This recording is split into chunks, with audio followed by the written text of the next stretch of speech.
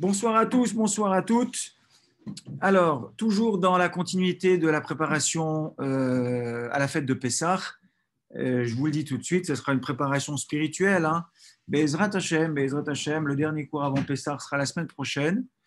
Avec l'aide de Dieu, on consacrera le cours de la semaine prochaine à quelque chose de plus pragmatique, c'est-à-dire un shiur un peu plus halachique, à savoir les différents interdits, les choses sur lesquelles on nous met en garde, la cachérisation éventuellement, même si c'est un petit peu compliqué. Mais voilà, j'essaierai d'apporter des réponses, notamment à la particularité de cette année où Pessah tombe, la veille de Pessah tombe à Shabbat. Donc ce n'est pas simple, puisque c'est une année où nous avons l'obligation donc, de faire Shabbat correctement, c'est-à-dire en mangeant du pain a priori, tout en sachant que la veille de Pessah, l'idée d'avoir du pain à la maison est très problématique. Mais on verra ça, Bezrat Hashem, la semaine prochaine. Aujourd'hui, je vous propose, toujours dans la réflexion qui est un peu plus spirituelle, une préparation plus spirituelle à la fête de Pessah, je vous propose de réfléchir avec moi sur ce qu'est le Chametz et ce qu'est la Matzah, en quoi les deux s'opposent. Le cours de ce soir s'appelle Chametz ou bien Matzah. Quelle différence après tout? La différence, elle est très fine, aussi fine que la Matzah finalement. Et cet interdit du Chametz à Pessah est un interdit qui est très surprenant. Il est surprenant parce que il nous interdit de manière catégorique et formelle avec une des sanctions les plus graves, qui est la punition de karet, la consommation d'un aliment qui nous est parfaitement familier, qui s'appelle le pain. Le chametz, ce n'est autre que du pain que nous consommons toute l'année de manière très régulière. Non seulement le pain est un aliment familier et habituel tout au long de l'année, mais c'est aussi un vecteur de mitzvah toute l'année, puisque avec le pain, nous faisons des seudot, nous accomplissons les seudot de Shabbat. Vous savez très bien que le Shabbat, je ne peux pas faire une seuda sans pain. J'ai l'obligation de manger du pain à au moins 2 repas sur les 3 repas de Shabbat, et au mieux, il faudrait manger du pain pendant les 3 repas de Shabbat. Donc, le pain, qui est un vecteur de mitzvah, comme on l'a dit, devient, pendant les 8 jours de Pessah, un vecteur de la plus grande avéra qui existe, pour laquelle la sanction est karet. Alors, le cours de ce soir est encore assez axé sur des notions un peu métaphysiques, un peu mystiques, avec encore une fois des références au livre qu'on a étudié la semaine dernière, qui est le Kav HaYashar, et qui est un livre de Moussard, mais qui dit des choses très intéressantes, très profondes, et donc c'est ce que je vous propose de partager ce soir. Le Chametz, nous dit le Kav HaYashar et d'autres livres kabbalistiques, est la représentation du Satan. Le Satan, c'est l'antidote du bien, c'est l'ennemi public numéro 1 du juif pendant toute sa vie, et le Chametz à Pessah est la symbolisation du Satan. D'ailleurs, le mot lui-même, Chametz, est un mot qui est extrêmement proche du mot matzah. Quand vous prenez les deux termes, Chametz, matzah, matzah, chametz, on entend les mêmes consonnes, on entend les mêmes sons, et même au niveau des lettres, chametz 3 lettres, matzah 3 lettres, il y a 2 lettres communes qui sont le même et le tzadik dans matzah et dans chametz, et il y a une lettre qui n'est pas commune, qui est d'un côté dans le chametz le het et dans la matzah le he. Et si vous regardez ces 2 lettres, le het et le he, elles sont elles-mêmes très très très très proches. Vous avez le het qui est formé de cette manière-là, donc un resh avec un vav, et le he est également un resh avec un vav, à la seule différence que le vav ne monte pas jusqu'en haut du resh pour le fermer.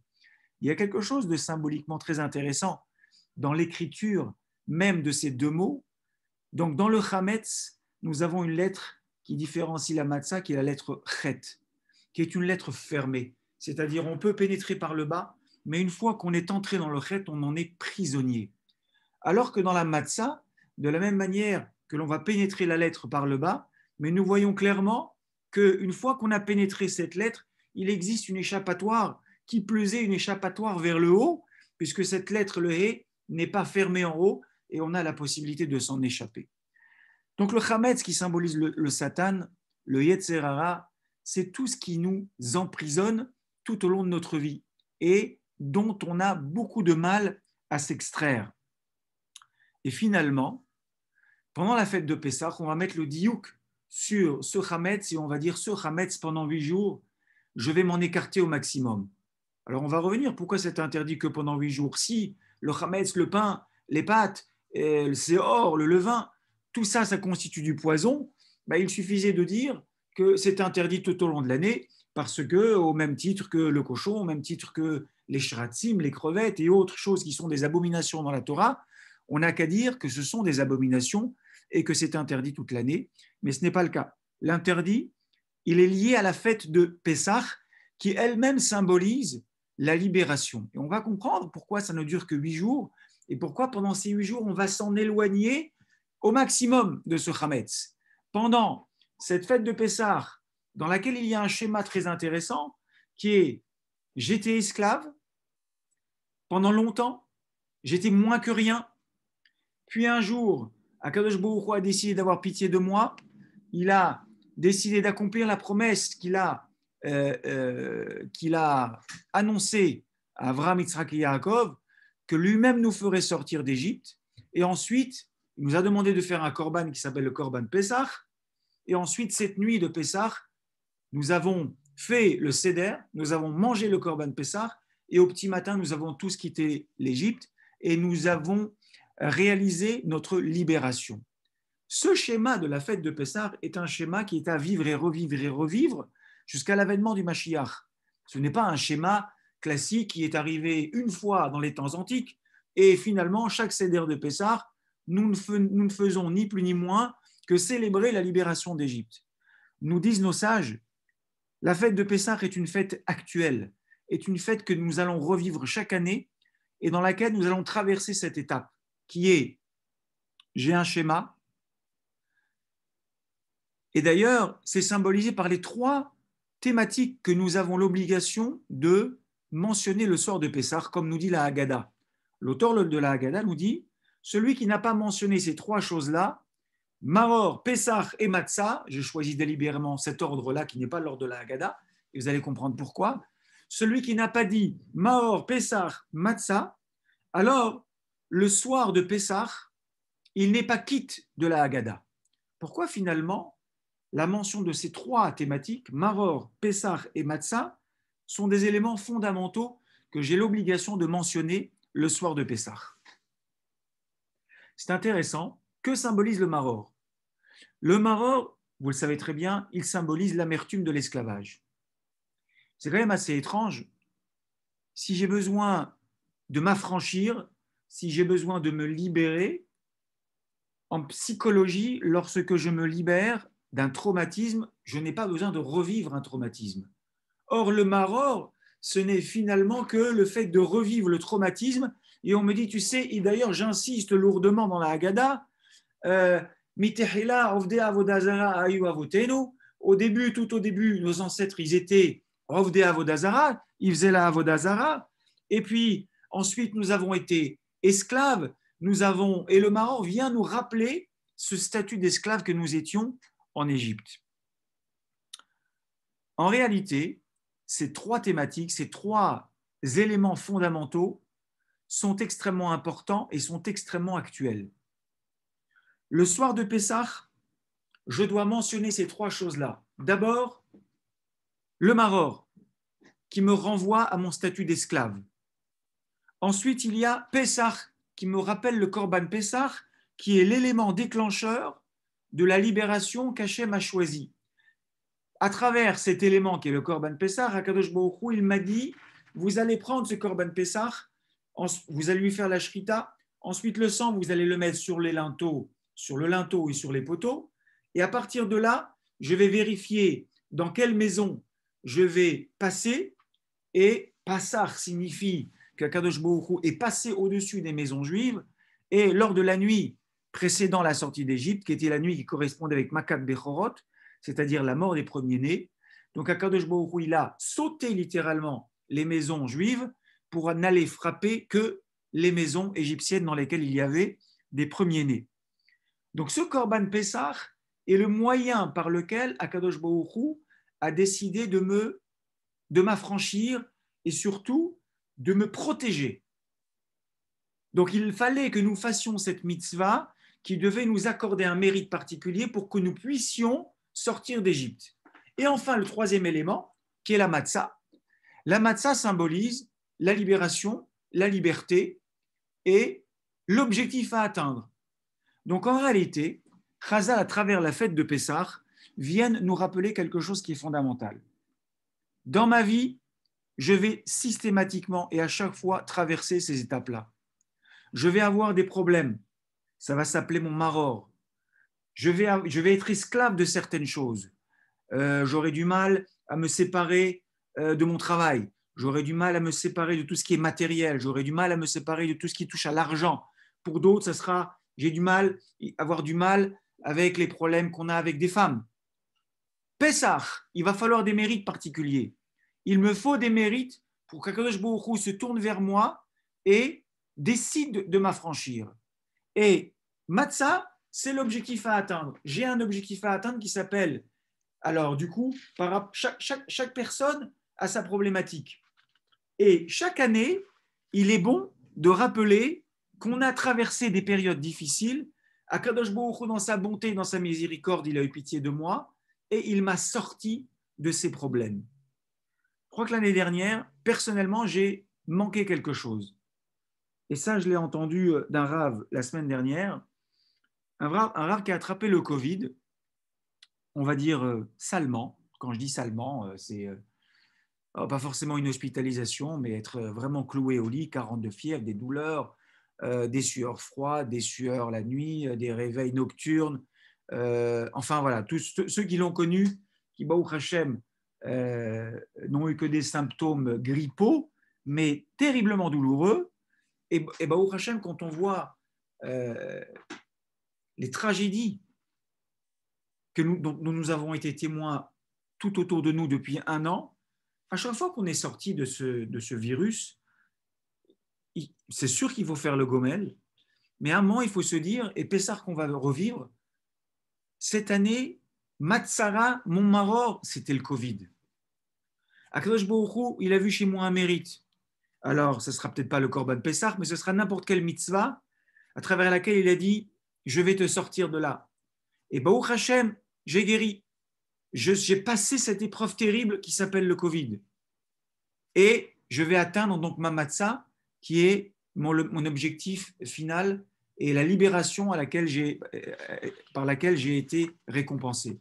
Eh bien, cela, je pense que chaque soir, chaque seder du Pessah, il est bon de le mentionner et de le rappeler. Et chacun dans sa vie, nous avons une Sarah, on a rencontré des problèmes, des petits, des grands, des moyens, et Baruch Hashem, à chaque fois, on en est sorti. Et je crois que c'est une chose excellente d'actualiser son seder de Pessah et de voir de quelle manière nous avons traversé toutes ces étapes. Je vais revenir sur les événements de Pessah et sur la manière, le déroulé, et ça c'est extrêmement important aussi de le rappeler le soir du Seder. Précédemment à la sortie d'Égypte, Akadosh Baruch Hu se réunit avec ses malachim dans sa cour céleste. C'est un midrash que je vous cite, un midrash très très très étonnant. Je vous le livre tel quel. Nous ne sommes pas en mesure de comprendre la grandeur d'un midrash, mais au moins peut-être de s'en approcher. Donc Hachem parle à ses malachim et il leur fait part de son intention, je cite, de se marier avec le clan d'Israël. Et je rappelle, le clan d'Israël à l'époque, c'est une nation d'esclaves qui est empêtrée dans la Avodah Zara, qui est sale, qui a des problèmes monstrueux, et les malachim vont tout faire pour dissuader Akadosh Baruch Hu d'établir cette union entre lui et le Ham Israël. Les malachim vont dire, mais Ribono Shel Olam, toi, le maître du monde, comment tu peux t'unir à cette nation? Mais regarde-les, ils sont empêtrés dans 49 degrés de Toum'a. Vous savez très bien que avant de sortir d'Égypte, et c'est une des raisons de la précipitation de la sortie d'Égypte, le peuple juif était embourbé dans le 49e degré de Toum'a, raison pour laquelle nous sommes sortis précipitamment, parce que si nous étions restés ne serait-ce que quelques secondes de plus, la libération n'aurait pas été possible. Vous ne comprenez pas, dit Hachem, c'est avec cette nation-là que j'ai décidé de me marier. Les Malachim reprennent et disent, mais regarde, tu as un peuple qui s'appelle le peuple juif, qui est esclave. Ils sont dans le 49e degré de Toum'a. Tu as un autre peuple, qui est le peuple égyptien, qui lui aussi est dans les 49 degrés de Toum'a, mais lui au moins, c'est le maître. Pourquoi tu vas aller prendre l'esclave? Prends le maître. Prends cette nation et unis-toi avec cette nation. Au moins, c'est une nation de maîtres. Toi, tu es le maître du monde en haut, et eux, ce sont les maîtres du monde en bas. Hachem dit, vous n'avez rien compris, c'est avec cette nation-là que je veux m'unir, et vous n'allez le comprendre que plus tard. Dans ce Midrash, Hachem est appelé Kohen. Ne me demandez pas ce que ça veut dire. Hachem est appelé Kohen. Les Malachim vont encore une fois empêcher ou essayer d'empêcher Akadosh Baruch Hu d'aller s'unir avec le Ham Israël, avec le peuple juif à la sortie d'Égypte, en disant, toi tu es Kohen. L'Égypte est une nation qui est remplie de Toum'a. Pour un Kohen, l'Égypte, c'est un cimetière. Vous savez que les Kohanim n'ont pas le droit de pénétrer dans un cimetière, puisque les cimetières sont remplis de tombes, et la tombe, les cimetières, c'est la Toum'a la plus grave qui existe, qu'on appelle la Toum'a du mort, la Toum'a Atmet, et c'est la raison pour laquelle le Kohen qui doit rester tahor, qui doit rester pur, n'a pas le droit de s'impurifier en pénétrant dans un cimetière. Donc disent les Malachim, tu ne peux pas aller dans un cimetière, toi tu es Kohen. Et là, Akadosh Baruch Hu dit, il y a une halakha. C'est vrai qu'un Kohen ne peut pas rentrer dans un cimetière, à une exception près. Si c'est pour aller sauver une trouma, si une trouma, c'est-à-dire la part qui a été prélevée et qui est réservée au Kohen, s'est retrouvée par accident dans un cimetière, un Kohen exceptionnellement a le droit de rentrer et aller chercher cette trouma et éviter qu'elle ne s'impurifie davantage. Oui, alors les Malachim disent, soit, mais quand un Kohen s'impurifie au contact d'un mort, pour une raison exceptionnelle, il y a ce qu'on appelle les cendres de la vache rousse qui vont venir le purifier. Toi, Kadosh Baruch Hu, si tu vas là-bas t'impurifier au contact des Égyptiens, qui sont comme un cimetière pour le Kohen, qui va te purifier? Et là, Kadosh Baruch Hu répond, Aaron à Kohen lui-même viendra me purifier. Adkan, le Midrash.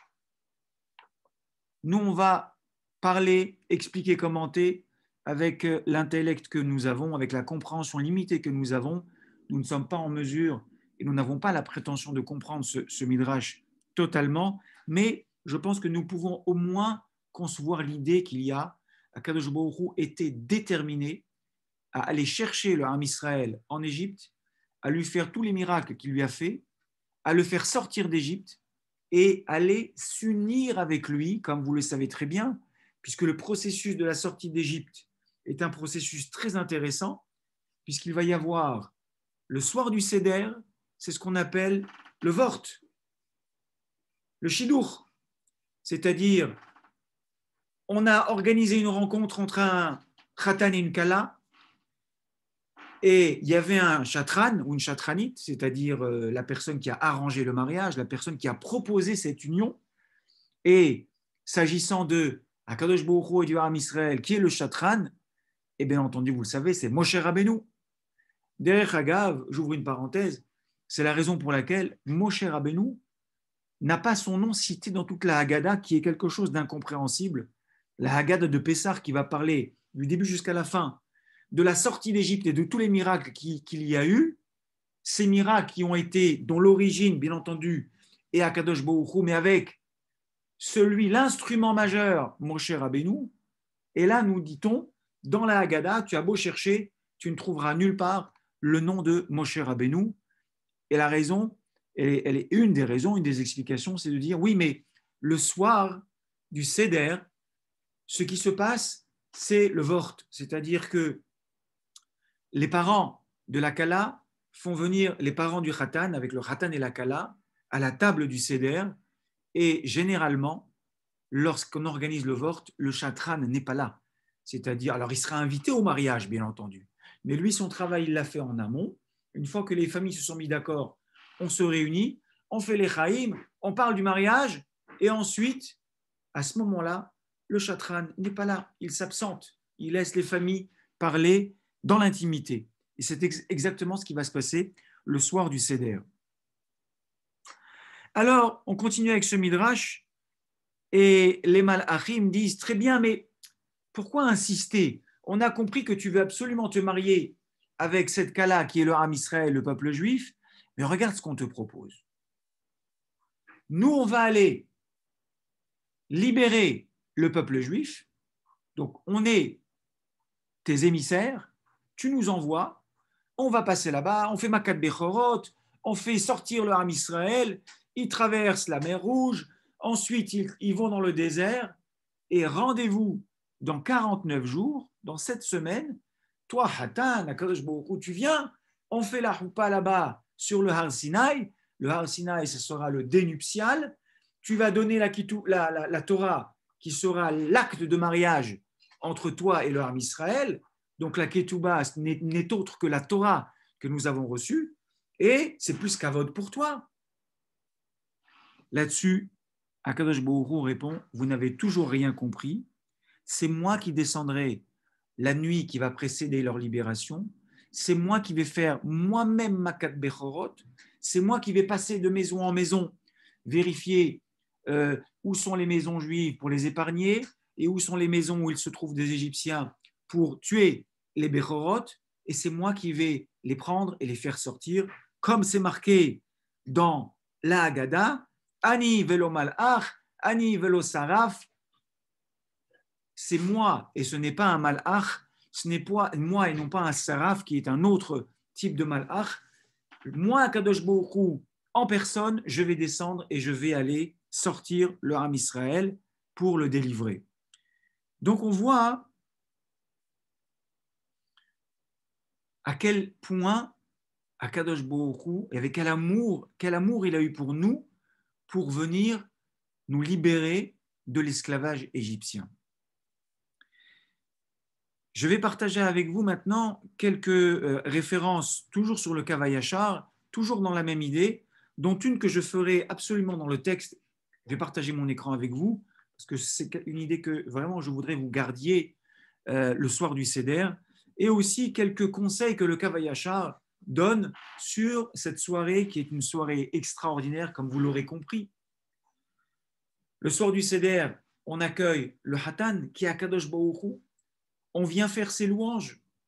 Akadosh Baruch Hu lui-même, le Kavayachar rapporte cette référence, avant de descendre, il dit à sa cour céleste, il dit à tous ses malachim, venez, descendez avec moi, nous allons écouter les louanges que mon peuple s'apprête à me faire. Donc en réalité, on accueille Akadosh Baruch Hu à notre table. Est-ce qu'on peut imaginer une seule seconde que le soir du Seder, nous allons manger dans des couverts en plastique?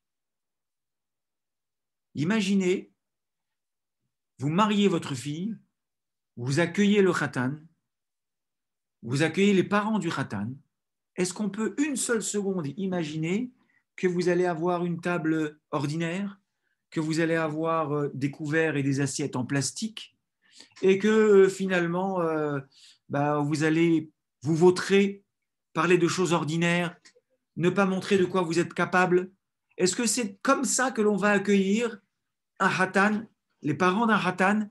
Est-ce que c'est comme ça qu'on va accueillir, en l'occurrence, Akadosh Baruch Hu lui-même, le soir du Seder? Alors c'est évident qu'une fois que je vous ai présenté et que je vous ai planté ce décor, alors certainement que le soir du Seder, on doit avoir une tournure d'esprit qui est très particulière et on doit avoir une attention qui est très particulière, un état d'esprit qui est particulier, qui doit régner à la table du Seder.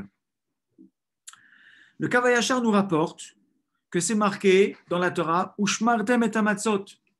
Ushmartem et amatzot, c'est-à-dire vous garderez les matzot. Bon, ça veut dire quoi? Alors il y a beaucoup d'explications, que les matzot ont besoin d'une shmira. Si c'est une shmira, on va dire littérale, Oui, il faut faire très attention avec le blé, que le blé n'entre pas en contact avec de l'eau, qu'une fois qu'on va moudre les grains de blé, la farine n'entre pas en contact avec de l'eau, et qu'une fois que l'on va fabriquer les matzot, alors il faudra être extrêmement attentif à la manière dont on fabriquera les matzot. Pourquoi? Comme on l'a dit tout à l'heure. Ce qui sépare la matzah du chametz, vous savez ce que c'est? C'est 18 minutes. C'est 18 minutes. C'est-à-dire un laps de temps relativement court. Le chametz et la matzah, c'est la même chose. C'est de la farine et de l'eau d'un côté et de la farine et de l'eau de l'autre. Et c'est quoi la différence? Du temps. Mais pas que. Il y a autre chose. Vous prenez de la farine et vous la mélangez avec de l'eau, vous laissez reposer, vous ne faites rien. 18 minutes après, catastrophe, vous avez du chametz. À côté de ça, vous prenez de la farine et de l'eau et vous la pétrissez, vous la pétrissez, vous la pétrissez. Le temps peut passer. Tant que vous êtes en train de pétrir, il ne se passe rien. Même si vous dépassez les 18 minutes.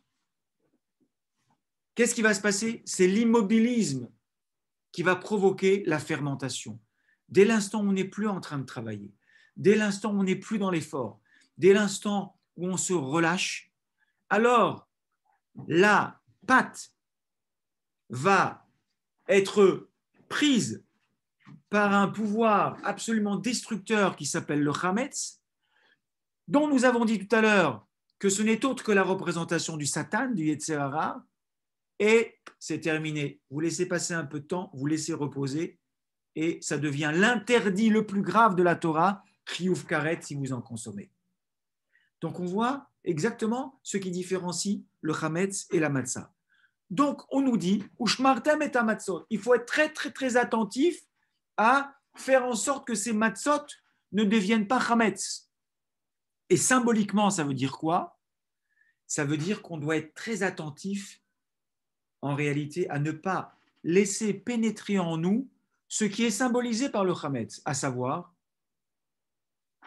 le Satan, le Yetzer Hara. Une fois qu'il s'est emparé de nous et une fois qu'on s'est relâché, qu'on se repose, on a besoin de kiffer, on a besoin de prendre de l'air, on a besoin de récréation, on a besoin de vacances. Toutes ces choses-là qui, sans crier gare, finalement, nous emmènent directement vers des choses catastrophiques et destructrices. Parce que le Yetzer Hara, il attend que ça. En revanche, tant qu'une personne est dans l'effort, tant qu'une personne est dans le travail, tant qu'une personne est sur ses gardes, alors elle ne risque rien. Jamais elle ne peut devenir chametz. Donc c'est de cette shmira-là que la Torah nous parle. Et pourquoi on nous dit de faire attention d'Afka à Pessah? Comme on l'a dit tout à l'heure, après tout, on aurait pu faire attention à ne pas avoir du chametz tout au long de l'année. Non, parce que juste avant Pessah et le soir du Seder et pendant tout Pessah, il va se passer quelque chose de terrible. Comme on l'a vu dans ce Midrash, les malachim et les mauvais anges accusateurs vont venir porter des accusations funestes contre nous. D'ailleurs, elles peuvent prendre l'apparence de gens qui ne nous aiment pas. Ça peut être des voisins, ça peut être des non-juifs. C'est curieux quand même que dans l'histoire juive, systématiquement, les accusations de crimes rituels arrivaient sur la scène quelques jours ou quelques semaines avant la fête de Pessah. Et pour cause, que disait-on à l'époque? On disait, à chaque fois qu'il y avait un enfant qui mourait, à chaque fois qu'il y avait un enfant qui disparaissait, on disait, ce sont les Juifs. Pourquoi? Ah oui, maintenant on se souvient, pour la fabrication de leur matzot, de leur pain azim, ils ont besoin de 3 ingrédients, dont un qui est fondamental. Ils ont besoin de farine, ils ont besoin d'eau, mais surtout, ils ont besoin de sang de bébés chrétiens. Sans le sang de bébés chrétiens, ils ne peuvent pas fabriquer des matzot. Un truc inconcevable. Et ces accusations, elles arrivaient systématiquement avant la fête de Pessah. Il y a des accusations dans ce monde-ci et il y a des accusations dans l'autre monde. C'est-à-dire qu'en permanence, il y a ce qu'on appelle un kitroug, des malachim qui viennent dire, qui viennent accuser.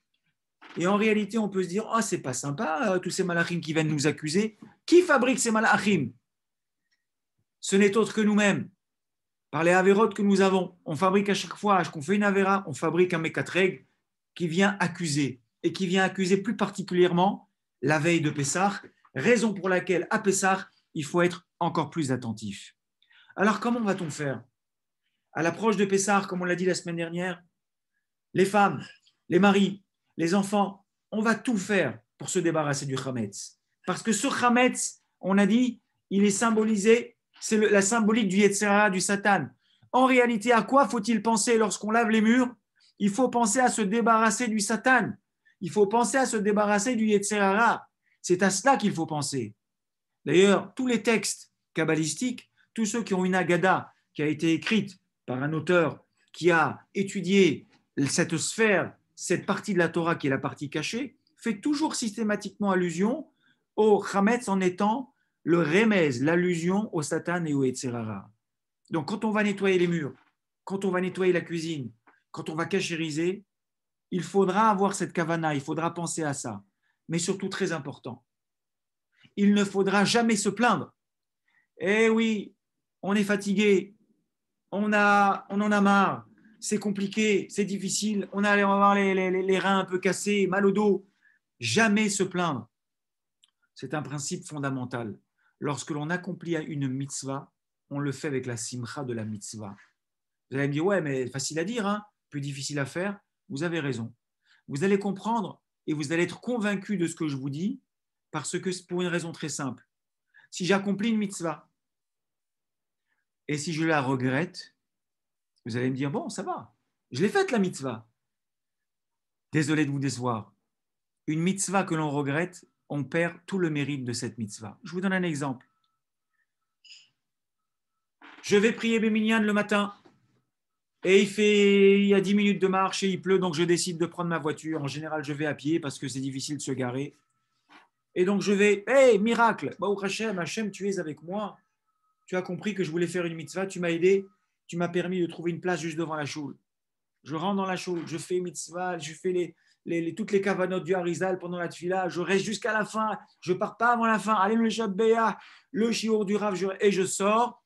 Et lorsque je viens prendre mon véhicule, je constate qu'il y a un PV sur le pare-brise du véhicule. Et là, je me dis, Ribono Shalom, franchement, aujourd'hui, j'aurais mieux fait de rester chez moi, j'aurais économisé 35 euros. Cette phrase vient de me faire perdre, pas à moi, tout le mérite que j'avais et tous les efforts que j'ai accomplis. Cette petite phrase que je viens de prononcer, j'aurais mieux fait de rester chez moi. Et ça, vous le reproduisez systématiquement. Ah, c'est fatigant. Ah, le kasher, ça coûte cher. Ah, les matzot, elles coûtent cher. Ah, c'est quoi ce pain de misère? C'est un pain qui rend misérable, c'est pas un pain de misère. À 20 euros le kilo, c'est un scandale. À chaque fois que l'on va avoir, vous savez, ces petites expressions de contrariété, mesdames et messieurs, il faut se le dire, je perds des mérites. Il faut faire très attention avec ça. Et je rajoute quelque chose en tant qu'éducateur, c'est un très mauvais signal que nous lançons à nos enfants. Si nos enfants nous voient accomplir Torah et Mitzvot avec la tristesse, en se disant « Ah, c'est dur d'être juif, ah, c'est compliqué, ah, ça coûte cher d'être juif », alors nos enfants, ils vont grandir avec cette idée que c'est difficile d'être juif.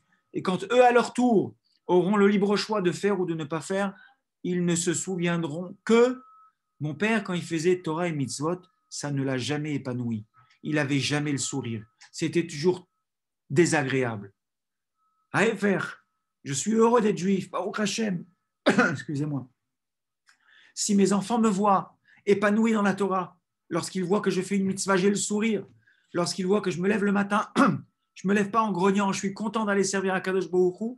Alors mes enfants, même si c'est difficile pour eux, ils vont dire si mon père, c'est agréable pour lui, alors c'est sûr que dans l'absolu, c'est agréable et il reproduira le schéma.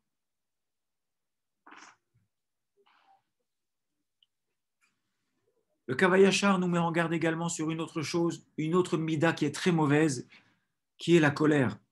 Il dit qu'il faut s'éloigner de la colère autant que faire se peut. Bien entendu, et à plus forte raison, le soir du Seder de Pessah. Mesdames et messieurs, c'est très mauvais de se mettre en colère. c'est très mauvais de se mettre en colère tout au long de l'année. Mais il y a 2 soirs où c'est particulièrement néfaste. Le soir de Rosh Hashanah et le soir du Seder de Pessah. En Chutz La'aretz, pardon, dans le monde entier, les 2 soirs de Rosh Hashanah, et en Chutz La'aretz, également le 2e soir du Seder de Pessah. Et j'ai envie de dire et de rajouter, parce que c'est important, tous les Motsai Shabbat. Tous les Motsai Shabbat, la colère est à différer d'au moins 12 heures. Si on peut la différer davantage, c'est encore mieux. Mais ceux qui sont coléreux le savent.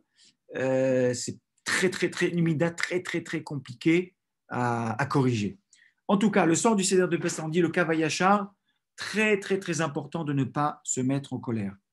Tous les achats que l'on va faire pour les préparatifs de la fête, il faut dire, ce sont, je l'ai fait, l'Irfod Achag, en l'honneur de la fête. Petite parenthèse, ne jamais dire que lorsque l'on va acheter de la viande, on va acheter la viande de Pessah. Ça, c'est une halakha lemaaseh. Ne jamais prononcer cette phrase parce que c'est comme si on avait dit c'est comme si on faisait un korban qui est le korban Pessah. Or, depuis que nous n'avons plus le Beth Amikdash, nous ne pouvons plus faire le korban Pessah, le sacrifice de Pessah. Donc la mention voudrait dire que je peux faire un korban en dehors du Beth Amikdash, ce qui est strictement interdit. Rien ne vous empêche de dire je vais acheter la viande de Pessah pour la fête. D'accord? Ce n'est pas la viande pour Pessah. Je vais acheter, voilà. Tout le reste, l'Irfod Chag Pessah en l'honneur de la fête de Pessah. Mais pas j'achète la viande de Pessah. J'achète la viande pour la fête. Je vais parler maintenant de l'abdikat Hametz et de la manière dont le Kavayachar parle de l'abdikat Hametz. L'abdikat Hametz, c'est très important puisqu'on va chercher le Hametz et on a expliqué depuis le début du cours ce que représente le Hametz. Donc le soir où on va faire l'abdikat Hametz, cette année jeudi soir, c'est la lutte, la recherche et l'extermination du Satan et du Yetzer Hara. C'est ça qu'il faut avoir présent à l'esprit lorsque je vais faire ma recherche du Hametz. Quand on dit Bdikat Hametz, c'est Bahorim ou Bazdakim, c'est-à-dire dans les trous et dans les coins et dans les recoins de la maison. En réalité, ce n'est pas la maison. Je dois aller rechercher le Hametz dans les coins et les recoins de ma personne. C'est ça l'abdikat Hametz. Je dois faire une introspection et me dire où est-ce que j'ai laissé rentrer du Hametz en moi, que je dois corriger, que je dois améliorer, que je dois arranger, que je dois extirper et que je dois brûler. C'est ça la symbolique de la fête de Pessah. Donc quand on fait une bdikat Hametz jeudi soir, ça ne va pas être bdikat express. Mehila, une bdika qui dure 5 minutes n'est pas une bdika. On reparlera Be'ezrat Hashem lundi prochain. Il faut vérifier toute sa maison, toutes les pièces de sa maison.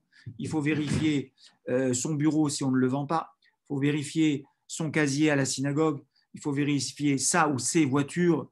Tous les endroits où on a du Hametz toute l'année qu'on ne vend pas, il faut les vérifier.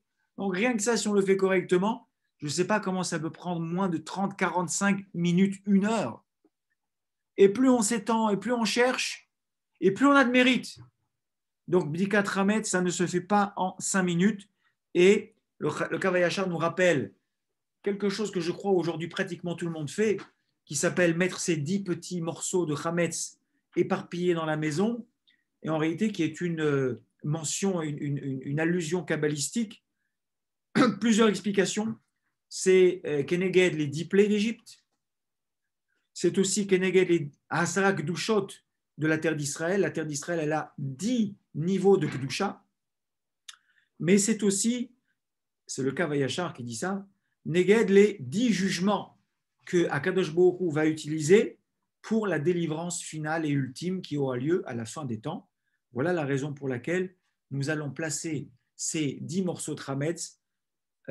D'abord parce qu'il y a de fortes chances que l'on ne trouve rien, tellement on a bien fait le travail avant. Donc ces 10 morceaux de Hametz que l'on va ramasser, trouver et brûler le lendemain, c'est aussi en allusion à tout ce que l'on vient de dire maintenant, et c'est extrêmement important.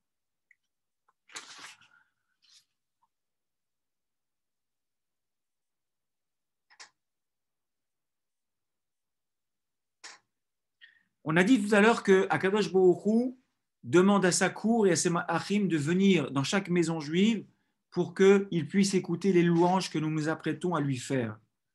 Le Kavayachar, il dit cette chose extraordinaire. Il va dire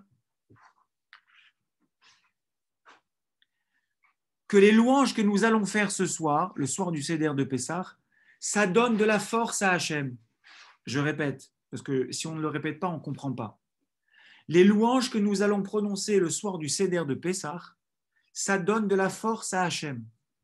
Évidemment, tous autour de ce Zoom et tous ceux qui vont écouter ce cours, vous allez vous poser cette question, de quelle force parle-t-on? Akadosh Baruch Hu n'a pas besoin de force. Akadosh Baruch Hu, il est la puissance absolue. Qui je suis moi pour donner de la force à Akadosh Baruch Hu? Alors écoutez bien la réponse, et elle résume bien tout ce que l'on a dit jusque-là. Bien sûr, Akadosh Baruch Hu, il n'a pas besoin de force. Bien sûr, Akadosh Baruch Hu, il est tout puissant. En réalité, je vais alimenter Akadosh Baruch Hu avec des forces que moi je vais générer, qui vont être des arguments de défense vis-à-vis de tous ceux qui m'accusent en haut ou en bas. Donc, mon comportement, mes attitudes, mon Seder de Pessah, ma façon de faire des louanges à Akadosh Baruch Hu dans cette fête si extraordinaire qu'est Pessah, va être un moyen de générer des arguments de défense pour que si Chas Veshalom il y a des accusations contre moi, alors Hachem aura entre guillemets la force pour dire « Eh, tu vois bien ?» Et en réalité, cette scénographie, nous la retrouvons systématiquement qu'il y a un danger. On a vu par exemple que avant l'ouverture de la mer Rouge, il y a eu un débat entre Saro Shel Mitzraïm et le Sar Shel Israël, le représentant céleste d'Égypte et le représentant céleste du peuple juif. Parce que le représentant céleste d'Égypte est venu se plaindre en disant « Pourquoi tu veux anéantir mon peuple au profit de ce peuple-là » et finalement, ceux-là, ils ont fait Avodah Zarah et ceux-là, ils ont fait Avodah Zarah. Donc, Mazem Chané, c'est la même chose, hein, c'est bonnet blanc et blanc bonnet. Et là, Kadosh Baruch Hu va dire aux représentants célestes du peuple juif, nous, réponds-lui, quelle défense tu as? Donc, cette espèce de tribunal qui est orchestré dans la cour céleste est le mode de fonctionnement d'Akadosh Baruch Hu. Et finalement, c'est nous qui donnons cette force à Hachem, qui n'est rien d'autre qu'une réponse que Akadosh Baruch Hu va pouvoir envoyer à tous nos accusateurs. Maintenant, je voudrais, pour terminer, faire avec vous la dernière partie du Kavayachar, parce que celle-là, je voulais vraiment qu'on la partage sur le texte. Voilà, vous êtes avec moi, vous l'avez tous. Vous avez donc ici le Kavayachar, chapitre 90 et paragraphe 8. Donc tu vois et tu comprends maintenant, après tout ce qu'on a dit, la grandeur de la louange que l'on va exprimer lors du récit de la sortie d'Égypte. Alken, c'est pour cela. Il faut être très attentif, il faut faire très attention de lire la Haggadah bematoun. Bematoun, c'est-à-dire lentement. Et pas dans la précipitation. Pas pour s'acquitter d'un devoir. Pas pour s'acquitter ou se débarrasser d'un fardeau. Velo leomrobim hirut, il ne faut pas la dire rapidement. Ve'ali edomer alav le massa, il ne faut pas que ce soit pour lui comme un fardeau. Haz ve'shalom. Ve'da'alecha, sache, ki mitzvat ase min Torah, c'est une mitzvah, un commandement positif de la Torah. Liyot lechol echad mi Israël zikaron tamid kol yeme hayav, que ce récit de la sortie d'Égypte, c'est aussi une obligation de s'en souvenir chaque jour de sa vie, comme vous le savez. Anissim she'asa HaKadosh Baruch Hu avotenu velanu, les miracles que Hachem nous a fait à nos pères, mais également à nous, comme on a dit tout à l'heure. Vous voyez dans ce Kavayachar, on ne fait pas forcément allusion à la sortie d'Égypte, pas que, oui, mais pas que. C'est-à-dire mon Égypte à moi, le Covid que j'ai vécu l'année dernière, lorsque ce jour extraordinaire arrive, il est obligé, les sapères, de raconter Hasde Hashem les Banav, les bontés d'Hachem à ses enfants, comme la Torah nous le dit, et en ce jour-là, tu raconteras à ton fils. Ba'alenu mitzvah shel sipur yetziat Mitzrayim. C'est la raison pour laquelle nous vient donc cette mitzvah du récit de la sortie d'Égypte. Bechol shana veshana, d'année en année, chaque année. Ou bechol dor vador, et chaque génération, beleil Pesach, le soir de Pesach. Ki bisroutze, écoutez bien, c'est rien que pour cette raison-là que je voulais lire avec vous ce dernier passage du Kavayachar. Ki bisroutze, par ce mérite-là, Akadosh Baruch Hu, Yifros kenafav tamid alenu, il va étendre ses ailes tout le temps, en permanence, sur nous. Lehatzil otanu, pour nous sauver, bechol hamkamot, dans tous les endroits, ou bechol adrachim, et sur tous les chemins. Veyaraselanu nisim venivlaot, et il fera encore et encore des miracles et des merveilles. Aval, misha agada domer alav lemassa, celui pour qui la Haggadah, c'est un fardeau. Veomer be'al kocho, et il a dit, mon père il le disait, ou alors, allez, vite, hein, parce que Shulchan Aruch, à ce train-là, à 11h, on n'a pas encore mangé. Hein, donc, nous, on a, en plus, maman a préparé une très bonne soupe, un très bon, alors je ne sais pas, ça dépend des minagim, msouki, msoka, ce que vous voudrez, mais c'est ça qu'on attend, vous comprenez? Si on n'a pas fait le msouki, alors on n'a pas fait le seder. Mais Hila, excusez-moi, je ne porte pas de jugement, mais on n'a rien compris si on pense comme ça. L'essentiel de cette soirée, c'est mon fils. L'essentiel de cette soirée, c'est ma famille. J'avais une Havruta qui me disait un jour, à Pessah, on invite des invités, et c'est vrai qu'on est souvent en famille nombreuse, mais il me disait qu'il prévenait tout le monde. Voilà, moi j'accueille tout le monde à ma table, je suis très heureux de vous avoir. Aujourd'hui, je vais faire le show pour mon fils. Pardonnez-moi si je montre moins d'intérêt pour vous. Aujourd'hui, ma priorité, c'est mon enfant. Et vraiment, il montrait que avant que cet enfant ne s'endorme, qu'il soit fatigué à 10h, à 11h, il ne va pas tenir jusqu'à 3h du matin, il fallait qu'il s'acquitte de cette mitzvah extraordinaire de la meilleure des manières en racontant le récit de la sortie d'Égypte. Veomer Baal Kocho, donc il ne faut pas dire contraint et forcé en se disant ah là là, c'est très long.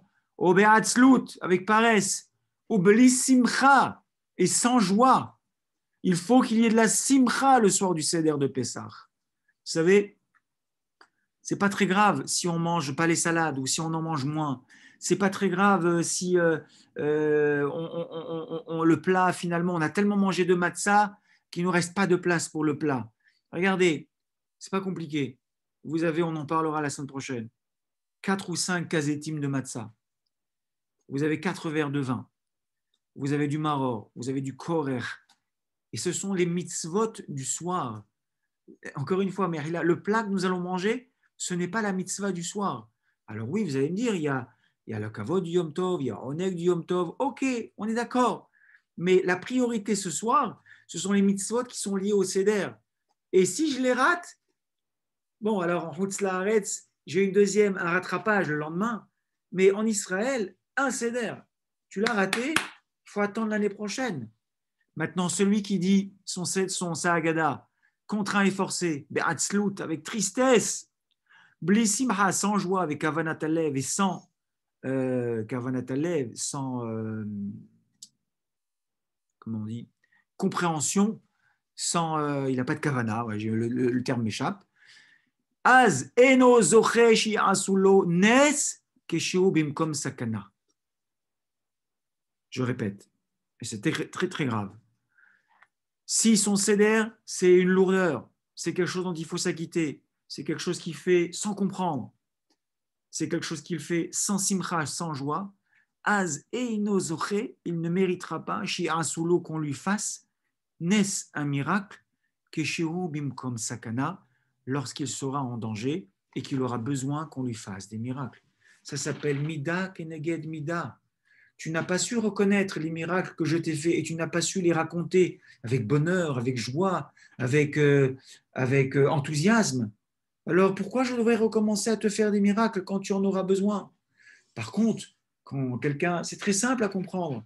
Moi, si je fais un cadeau à quelqu'un, s'il me dit « Oh là là, merci, merci, merci, je suis touché », ben, ça me touche et du coup, je dis « Cette reconnaissance me touche. La prochaine fois que j'aurai l'occasion de lui refaire un cadeau, je lui ferai avec légèreté.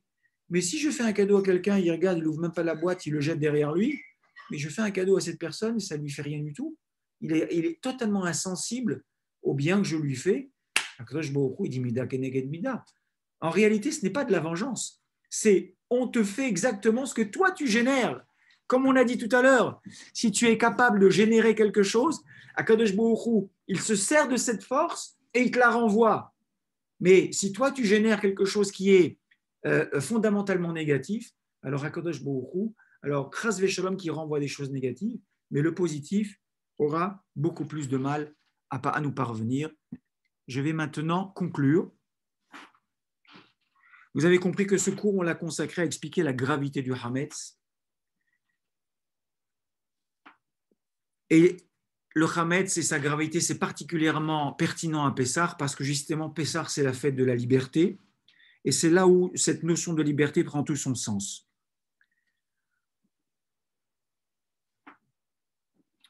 Lorsque nous sommes sortis d'Égypte, il a fallu que nous montrions des signes, c'est-à-dire en l'occurrence à l'époque le Korban Pessah. Aujourd'hui, on n'a pas de Korban Pessah. Aujourd'hui, il va falloir que je montre d'autres signes à Kadosh Baruch Hu lorsque je vais lui faire des louanges. Et avec ces signes-là, ça va donner de la force à Kadosh Baruch Hu pour dire Kedai Hulo, ça vaut la peine à lui de lui faire des miracles. Il mérite qu'on lui fasse des miracles. Et vous le savez peut-être ou vous ne le savez pas, Pesach Mitzrayim, en Égypte, nous avons fait le Korban Pessah et nous avons badigeonné de sang les poteaux, là où il y avait la mezouza, et le linteau. Il y avait donc une porte devant notre maison. Où se trouvait le sang? À l'extérieur de la porte ou à l'intérieur de la porte? Je pense que la plupart des gens pensent que ce sang était à l'extérieur de la porte parce qu'on dit, bah oui, forcément, Akadosh Baruch Hu, il avait entre guillemets besoin de ce héker, de ce signe, et quand il est passé au-dessus des maisons, il dit, ah voilà, c'est bon, il y a du sang, donc dedans il y a des juifs, donc on ne touche pas. Et Bono Shalom Lam, Akadosh Baruch Hu, il a besoin d'un héker, Akadosh Baruch Hu, il a besoin de voir le sang sur le linteau et les poteaux pour dire, ah là, il y a un juif, on ne touche pas. Il sait qui est à l'intérieur. Il sait que c'est un juif. Eh bien non, mesdames et messieurs. Le sang n'était pas à l'extérieur. Le sang était à l'intérieur. D'abord parce qu'Hachem n'a pas besoin de ce signe. Mais surtout, pour nous faire comprendre une chose fondamentale. Hachem n'a pas besoin de nos signes extérieurs de religiosité. Il n'a pas besoin de nous voir passer avec un grand chapeau et une grande barbe et une grande tenue noire. Si on a ça, c'est très bien, mais ce n'est pas de ça qu'Akadosh Baruch Hu a besoin. Akadosh Baruch Hu, il a besoin de voir comment il est ton intérieur. C'est ça que je veux. Rahamana libabae, Chazal nous disent. Rahamana, Akadosh Baruch Hu, libabae, il recherche ton cœur, c'est-à-dire ce qui est caché en toi, ce que les gens ne voient pas. Il veut savoir comment tu te conduis à l'intérieur. Akadosh Baruch Hu, il veut savoir comment tu te conduis avec ta femme. Akadosh Baruch Hu, il veut savoir comment tu te conduis avec tes enfants. Akadosh Baruch Hu, il veut savoir comment tu te conduis dans ta maison. Tout le monde sait que dehors, tu es un type bien. Tout le monde sait qu'à l'extérieur, tout le monde te trouve génial. Tout le monde te trouve intelligent. Tout le monde te trouve brillant. Mais ce qu'ils ne savent pas à l'extérieur, c'est que lorsque tu rentres chez toi, eh bien, tu es une autre personne. Et c'est ça qu'Akadosh Baruch Hu a besoin de savoir. Comment tu es à l'intérieur, dans ton intérieur, qui est ton intérieur personnel, mais aussi ton cocon familial, qui est l'intérieur de ta maison. Voilà, chers amis, et Ratson, que Bezrat Hashem, j'espère que ces paroles nous aideront à comprendre dans quel état d'esprit nous devons nous préparer à la fête de Pessah, de quelle manière nous avons l'obligation de nous séparer et d'extirper le Hametz qui est en nous, ce fameux Yetzerara qui est symbolisé par le Hametz et dont nous allons nous débarrasser momentanément pendant 8 jours à Pessah, et Bezrat Hashem de manière permanente et définitive pour la Géoula qui viendra très bientôt. Bimera biyamenu. Amen.